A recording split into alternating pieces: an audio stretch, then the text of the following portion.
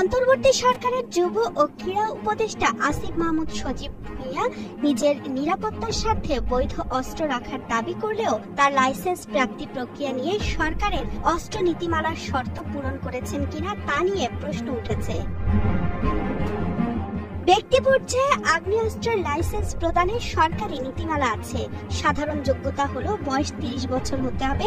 Licence আবেদনের আগে 3 বছর ধারাবাহিকভাবে পিস্তল, রিভলভার, রাইফেলের ক্ষেত্রে 3 লাখ টাকা ও শর্টগানের ক্ষেত্রে 1 লাখ টাকা আয়কর দিতে হবে।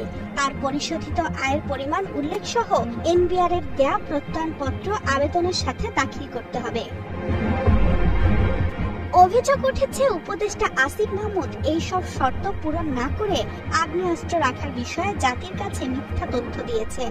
স্থানীয় সরকার মন্ত্রণালয় সূত্রে জানা গেছে, উপদেষ্টা আসিফ মাহমুদের বয়স 25 বছর, অর্থাৎ তিনি 30 বছরের শর্ত পূরণ করছেন না।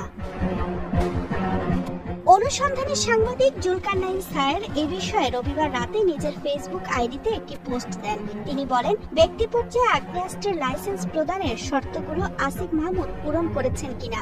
যদি বিশেষ কারণে মন্ত্রী পদমর্যাদা পাওয়ার কারণে আয়কর ক্লোজ থেকে রেহাই পেয়ে যান, তাহলে অস্ত্র কেনার টাকা কোথায় পেলেন, কোথা থেকে অস্ত্র কিনলেন।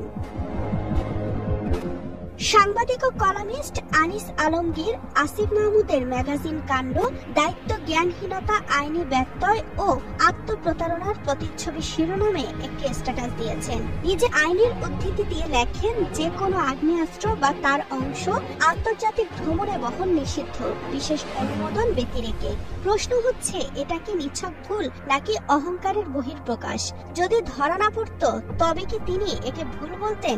একজন সাধারণ নাগরিক একই কাজ করলে কি তাকে ছেড়ে দেওয়া হতো? ঢাকা এয়ারপোর্টের রেকর্ড কি বলে, প্রশ্ন করেন আলমগীর। তিনি আরো লেখেন, যে ব্যক্তি বছর খানেক আগেও মধ্যবিত্ত ঘরানার তরুণ ছিলেন, তার কাছে হঠাৎ লক্ষাধিক টাকা মূল্যের অস্ত্র কেনার সামর্থ্য কিভাবে এলো? উপদেষ্টার বেতন কি এসব খরচের যোগান দেয়, নাকি তিনি সবচেয়ে দুর্নীতিগ্রস্ত মন্ত্রণালয় এলজিইডির সোনার চেরাগ পেয়েছেন?